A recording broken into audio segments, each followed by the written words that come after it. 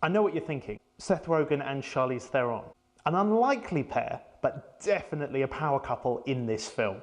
This is certainly a more adult rom-com. If you're expecting something cute and innocent, this does have its moments, but it's brought to you by the same people that made Neighbours. Neighbours the movie, not the Australian soap TV show. And Knocked Up. It's funny as shit and it has adult themes a plethora. Check out The Deal with the Real on Long Shot in just a sec.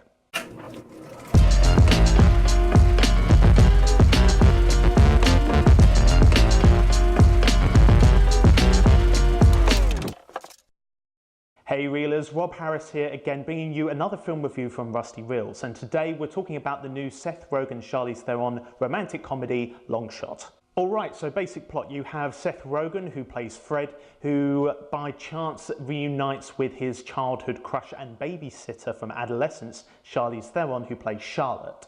However, Charlotte is now the US Secretary of State and she is now gearing up for her campaign for president. She is somewhat charmed but also intrigued by Fred when they reconnect, so she hires him as her scriptwriter to help boost her humour ratings for her campaign. And this is where the sparks begin to fly. So that's all I'm going to give you on the plot. It continues from there, and Rogen and Theron, they actually have a very good on-screen chemistry together. It just seems to flow quite naturally. You really do see past the unlikeliness of their pairing very early on, but you are very much reminded of it very frequently and quite comically. They are reminded of this because of Charlotte's position as US Secretary of State, not only because she's a very high-ranking political official, but they touch on the unfair pressures that this puts on a woman in that particular role and how the ethics of that come into play. There are a lot of interesting undertones in this film that are in keeping with things like image in the public eye and unfair stereotypes that we have of those people. And this is what the story somewhat revolves around as well. The story itself is fine, but it's more about the characters and the situations and the interactions between these characters based on these issues. So not only are there great funny one-liners in this film and really good chemistry between the leads, there are great nods to politics, political capitalism, and also people's sense of idealism and political compromise as well, and also the ethics that falls into that. The sense of idealism comes more from Seth Rogen's character Fred, whereas the political negotiations and compromise and the ethics and morality sort of falls more on Charlotte's side as she tries to deal with enforcing certain policies that she really believes in and having to bend and be flexible with negotiating with other people. However, while she's doing this, she's also being scrutinized on things like her appearance rather than her policies. However, this is addressed quite humorously and also highlights the absolute lunacy in why we focus on these things. To start off in this film, Fred is an investigative journalist and he has a very strong sense of idealism and uncovering the truth.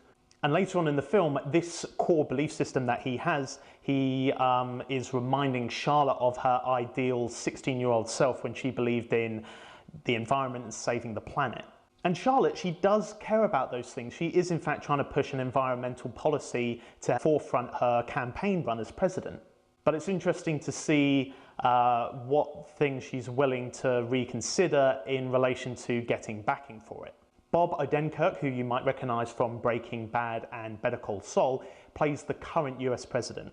He is a stupid, naive, narcissistic, self-promoting kind of person. However, he is a key endorser for Charlotte's campaign. Bob Odenkirk is actually a really funny take on, I guess, how many of us bluntly see through our own eyes certain people in government. Because naturally in government we see negotiations, cutbacks, revisions and compromise. And this is where Charlotte comes into play. And this is where Charlotte's morals and integrity are tested in terms of the political minutiae of everything.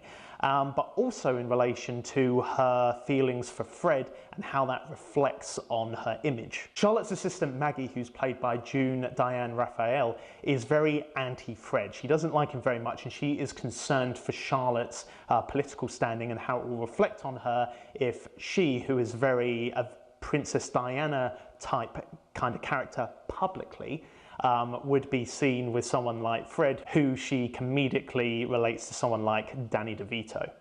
And the humour and the wit of this kind of degree is weaved into the dialogue of the film throughout. You have Seth Rogen's argumentative, sarcastic delivery, which has you laughing out loud, and Charlize Theron has her moments as well, and her comedic timing is actually very, very good. But also the range in which she delivers her lines and her funny moments is also very plentiful. This is a film that doesn't just make you think about your morals and your own sense of romantic values. It is very amusing, full of laughs, is actually incredibly charming, and is most certainly a recommend from me. So that's why Rusty Reels is giving it a 4 reels out of 5. So have you seen Longshot yet? Do you agree or disagree with what I've had to say? Make sure that you comment below on the deal with the reel. If you enjoyed my review, please give it a like. If you want to see other of my videos and review content, head on over to Rusty Reels where you can see more of my videos there. Or maybe just give one of those a watch. Be sure to subscribe to Rusty Reels as well, and don't forget to click the bell so you know when future videos are published. To everyone, to my reelers, thank you very much for watching, and as always, and in the meantime, just be real.